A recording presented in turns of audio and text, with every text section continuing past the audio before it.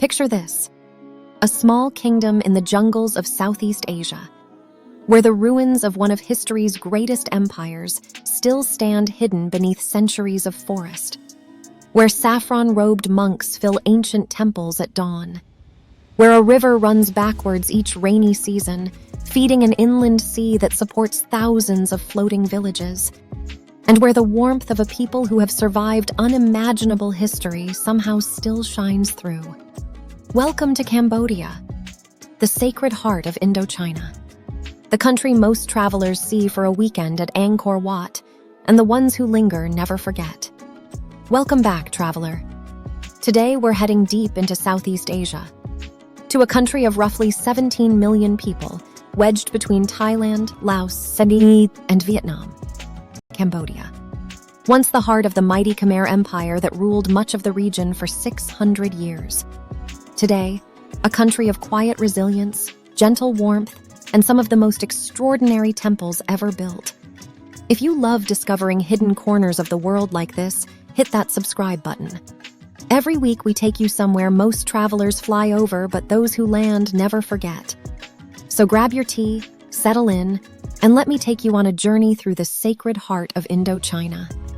Our journey begins where every Cambodia journey begins, in the ancient city of Angkor, near the modern town of Siem Reap. Between the 9th and 15th centuries, the Khmer Empire ruled most of Southeast Asia from a vast city right here. At its peak, it was the largest pre-industrial city on Earth. Its kings built temples, palaces, reservoirs, and canals on a scale that still astonishes engineers today. At the center of it all stands Angkor Wat, the largest religious monument ever built. Constructed in the early 1100s, it covers over 400 acres and is surrounded by a moat nearly 2.5 miles long. Arrive before dawn. Wait as the eastern sky begins to glow, and watch the 5 iconic towers of Angkor Wat slowly emerge from the mist, reflected in the still lotus pond in front of them. It is one of the great travel moments on Earth. Beyond Angkor Wat lies the haunting Bayon Temple, its 200 faces of stone smiling gently from every tower. Ta Prohm, the temple the jungle never let go of, where enormous silk cotton trees have grown directly out of the ancient stone. And dozens more temples scattered across the plain, some famous, some almost forgotten, all silently waiting.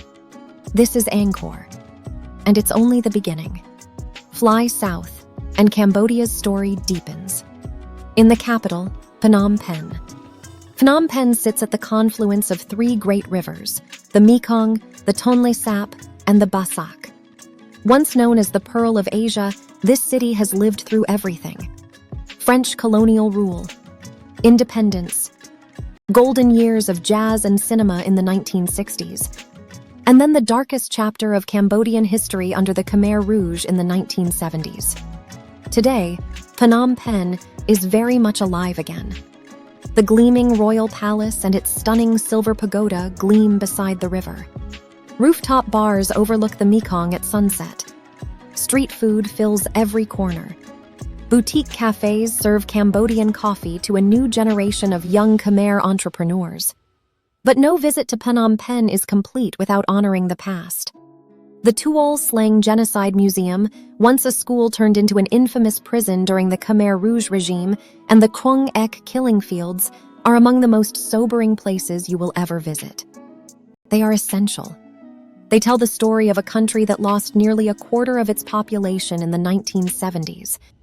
And they help you understand the quiet strength of every Cambodian smile you'll meet. By the way, if you've traveled somewhere with a heavy history, tell me in the comments below where and what stayed with you. I'd love to hear it. North of Phnom Penh lies one of the most unique ecosystems on Earth. Tonle Sap, the largest freshwater lake in Southeast Asia. Tonle Sap does something no other lake on Earth does. Each rainy season, the Mekong River swells so much that it forces the Tonle Sap River to reverse direction, flowing backwards into the lake. The lake then expands to 6 times its dry season size, flooding surrounding forests and turning entire regions into temporary inland sea. To survive this dramatic seasonal shift, entire communities have built homes to float. Wooden houses drifting on wide barrels.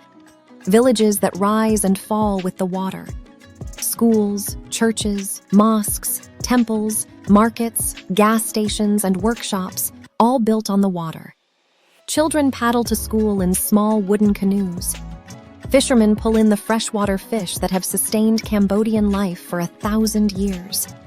A slow boat trip through the floating villages of Kampong Phluk or Chong Kneas is one of the most peaceful and eye-opening experiences in Cambodia. Sunset over the Great Lake, with wooden houses silhouetted against a golden sky, is unforgettable. Cambodian food is one of the most underrated cuisines in Southeast Asia. Start with fish amok, the national dish. A creamy, delicately spiced fish curry steamed in a banana leaf, made with coconut milk, lemongrass, and kaffir lime. Rich, subtle, and unforgettable. Try lok lak, tender wok-fried beef served over rice with a bright pepper and lime dipping sauce. Nom ban chok, the breakfast noodle dish topped with fish curry and fresh herbs. Bai sach kruk, grilled marinated pork served over rice, sold from small carts every morning. And samlor kor kor, the traditional country soup made with fish, roasted rice powder, and 15 or more herbs. Cambodian sweets deserve their own moment. Palm sugar cakes, sticky rice with mango, coconut ice cream served in small pineapples, and Cambodian coffee, strong, dark, often served with condensed milk over crushed ice. Culturally, Cambodia is a Theravada Buddhist country. Around 95% of the population practices Buddhism, and the influence is visible everywhere. Saffron-robed monks walk the streets in the mornings. Small altars appear outside every home. Temples, called wats, fill every village. The people are gentle, warm, and slow to anger. The most distinctive Cambodian accessory is the krama, the traditional checkered scarf worn by nearly everyone in the countryside. It is used as a scarf, a head wrap, a baby sling, a towel, a bag, and even a swimsuit. Truly the most versatile piece of clothing on earth. Most travelers never make it beyond Siem Reap and Phnom Penh. And that is a genuine shame. Because the rest of Cambodia is where the country most quietly reveals itself. Head to the coast in the south and you'll find Sihanoukville, once a sleepy beach town, now a bustling port. Just off the coast lie the islands. Koh Rong and Koh Rong Sanlom, where white sand beaches, glowing bioluminescent water at night, and jungle-covered hills feel like Thailand 30 years ago. Peaceful, uncrowded, genuinely paradise. Head west, and you'll find Kampot and Kep, riverside towns famous for their pepper plantations, colonial architecture, and legendary Kampot crab cooked with the green pepper that has been called the best in the world.